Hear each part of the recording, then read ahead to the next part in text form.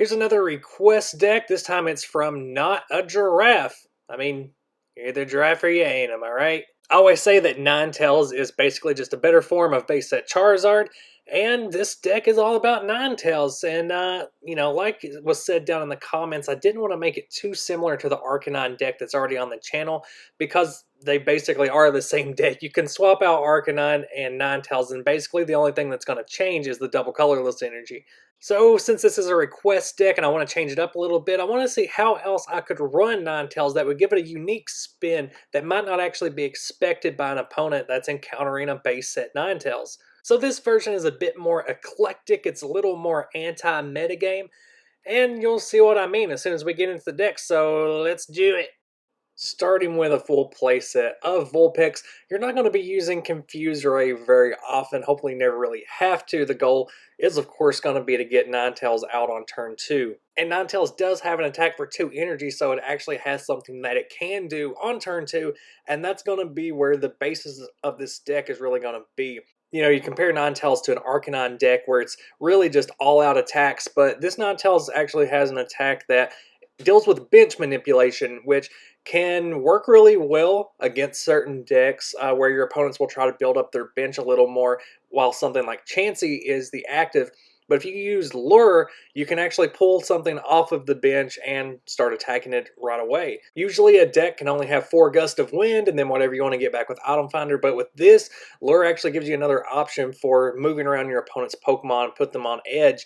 Grimer's in this deck, as you may have guessed, for Muck, because this is an anti-metagame deck. Muck's going to be great in here, shutting off those Pokemon powers.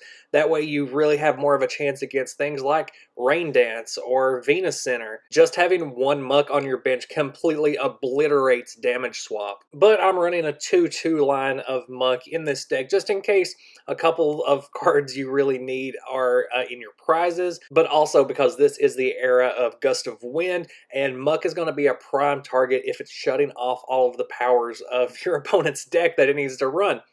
Clefairy is another card that, as you may have guessed, is in here just for its evolution, which is Clefable.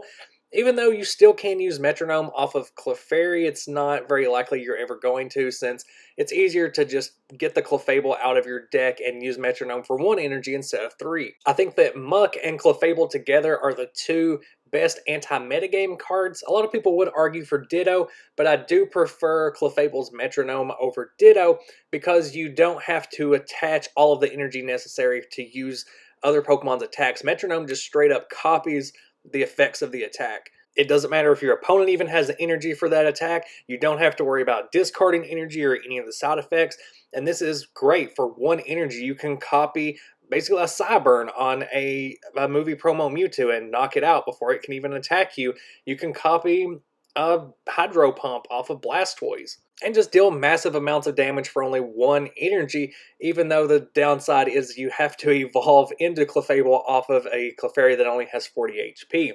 Pokemon Flute is going to be the other big component of this deck that kind of sets it aside, and that lets you take a basic Pokemon out of your opponent's discard and put it on their bench. Once it's on their bench, you're going to be able to gust it out or use Lure to make it active. You're going to be targeting things like Squirtles, Abra, Grimer, any basic Pokemon that you can knock out in 1 shot. That way you're getting those easy KOs and taking prizes a lot faster. Pokemon Flute is really setting you up for success with this deck.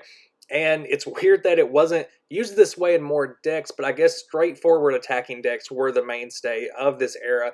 A lot like Haymaker, which this deck still struggles with, just because all of the basics in that deck are huge, so even if you're pulling them out of discard and putting them on the bench, it's still going to take a lot to knock them out. But hopefully by the time you start doing that, you have a Ninetales set up to start getting those Fire Blasts off one after another. One problem this deck does run into is if you're having to start the game with a Grimer or a Clefairy, then you can get stuck having a Muck or Clefable out, and you don't want it to get KO'd very early in the game, so you can use Switch to get it back onto your bench without having to pay those 2 energy costs, because it's imperative that you start laying energy on a Vulpix turn 1, because you're going to need to start attacking on turn 4 if you're going to keep up with the speed of other decks at the time. Professor Oak's in here for obvious reasons, just so you can get all of the cards you need in your hand. This deck could use Pokemon Trader since there are 3 lines, but I found that just by using Professor Oak, I could usually get what I need fast enough to where I didn't have to worry about specifically searching out things in my deck or trading Pokemon around. And energy removal is gonna play a similar role in making sure that your opponent isn't getting set up too quickly and overwhelming you early in the game. If you get those energy removals early enough, you can keep your opponent from dealing massive damage to you and knocking out your Vulpexes or your Clefables early on. This deck does struggle against energy removal as well, since Ninetales does have to have 4 energy on it, so if you get hit with an energy removal or a super energy removal, it can really stall out this deck and make it so that you can't attack for heavy damage. I mean, unless you luck out and your opponent has some huge attacks that you can metronome. Energy retrieval is going to make sure you don't run out of fire energy, even though this deck does run a lot of fire energy since Fire Blast requires you to discard one. Energy retrieval can make sure you do get some of them back if you're in a pinch, and Item Finder is going to do the same, but for Flute and Gust of Wind mostly. That way you can keep laying small basics on your opponent's bench, forcing them out and knocking them out in that same turn. The entire deck functions basically as a 1-2 punch where you Flute a basic onto the bench, Gust of Wind it out where it's helpless, it's not going to have any energy on it, and you're either going to knock it out or at least deal a huge amount of damage with either Metronome or Fire Blast, depending on what stage of the game you're in. It's not even really going to matter if you don't start the game with a Vulpix out, because you can always switch into it. The Muck and Clefable are more support cards if you run into like a water deck that Ninetales really just can't stay active for. But really what you're going to do is get energy on Vulpix as early as possible. That way on turn 2 you can use Ninetales Lure Attack.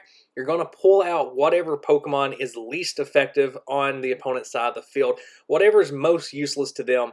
That way you can force them to have that as your active. All the meantime, whatever they're trying to set up on your bench, you're just going to be hitting that with energy removal after energy removal. Your opponent can definitely be doing the same thing to you. They could keep hitting your Ninetales over and over with those energy removals.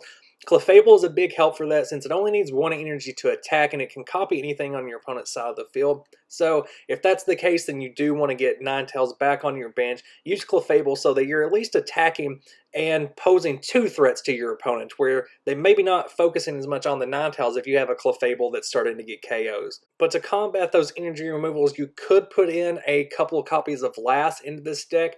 You could, edit out a couple of trainers or even replace a couple of the fire energy with Lass. Of course, then you would also have to get rid of some trainers you're holding onto in your hand, like Flute or energy removal that you're maybe waiting a couple of turns to use. Because this is a fire deck that takes a few turns to get set up, Fossil Magmar is also a great option, but I didn't want to make this deck too similar to that Arcanine deck that's also on the channel.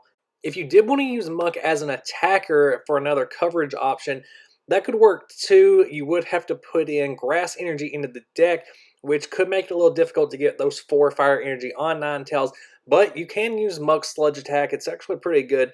And if you're going to be adding grass to your deck with those energy, I would also say put in Scyther, and that's going to save you from having to use as many switches, since Scyther's the go-to for free retreat to move around Pokemon on your own bench. Off of 1 grass energy and a couple of fire, Scyther could also get off a really good slash attack. And of course it resists fighting, so that would help out against Haymaker, since Haymaker is a bad matchup for Ninetales. And that's another request deck down, so make sure you let me know what you thought about it, and keep making those requests. It really leads me into strange places like using Pokemon Flute in a deck. I had never done that before until this deck, but I think it fit a little too perfectly. Thank you as always for watching. Do all the YouTube stuff, comment, like, share, and I will see you guys next video.